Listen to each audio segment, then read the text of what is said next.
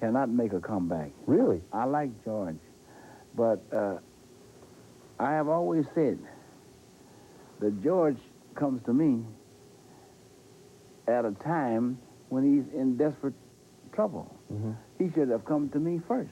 Mm-hmm. He did come to you. He wanted you to train him for this fight, right? Or earlier. Creole shrimps and stuff. Uh-huh. So I went to his house and he said, yeah, I'm sorry, he was down once before briefly. But here, this was some pictures from that fight. You knocked him down, he was dazed, staggered around the ring he got up on a he was in. And he knew, he looked at me with a look that I knew that he knew that I knew. He knew. Yeah, one of those, huh?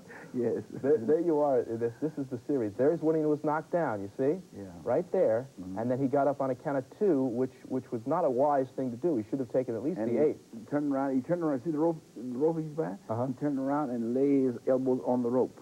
Mm.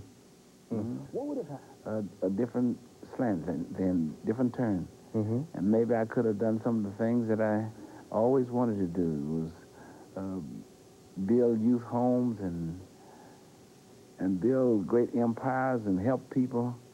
That is my sole purpose for living. Not doing too badly, though, right now, Arch, with Project Experimenter of food. Yeah. You love to eat. I love to eat. And it was tough to keep the weight, right? In your day. At that time, I was 175 pounds was my limit, and I would often stray over 190 pounds. Right. Why didn't you just fight as a heavy then, huh? Well, I wouldn't have had a title then. Right. I want to talk about a couple other great moments in your career. One behind the ring ropes, when you were in the corner of George Foreman in Zaire, in that rumble in the jungle when Ali was able to upset Foreman.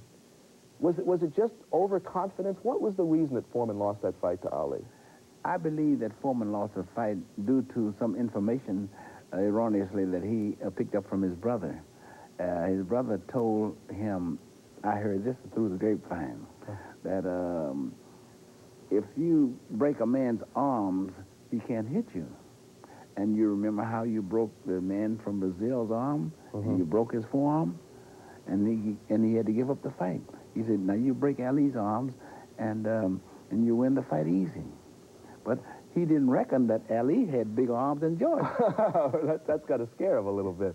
That was a strange night. They loosened up the ring ropes, or Angelo Dundee did. Yes. And some people say that might have been cheating, but you don't hold any grudges against Dundee for that, right? No. I hold a grudge against Foreman because he didn't use proper tactics. He used the wrong tactics that somebody that was not even a trainer told him. I want to talk about some other great names in the past. So many great fights associated with you. How about Ezzard Charles? It wasn't a thrilling fight, but they were two classic fighters, you and Ezzard Charles. Rate him in terms of the all-time greats. Ezzard Charles reminded me of a man like Michael Spinks. They're about the same size, and they both could hit good, and they were both good boxers. And maybe Spinks has a bit of an edge on Charles now. How would you fight Michael Spinks as a light heavy? Well, I would fight Michael Spinks in a low bobbing and weaving and aggressive style and forcing him and to fight me from the inside. I wouldn't dare fight him on the outside.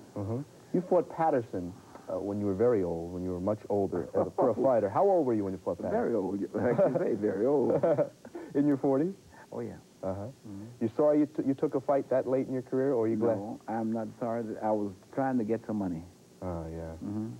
But you held on to most of your money, didn't you, Arch? Why do you think most fighters, or lots of fighters who come into big money, lose it? Well, it's like the old song says, easy come, it's easy go. See? So you see, that doesn't pay. Henry Armstrong. You sparred with Henry Armstrong, right? I sparred with Henry Armstrong, and he was supposed to pay me $3 a round. And according to my bookkeeper, he owes me $375,033. With interest, With right? interest, yes. I mean, the interest is that, see, I mean, the principal is still the $3, the $9, but he owes me the rest in the interest, you see. You were one of the first fighters to use the media.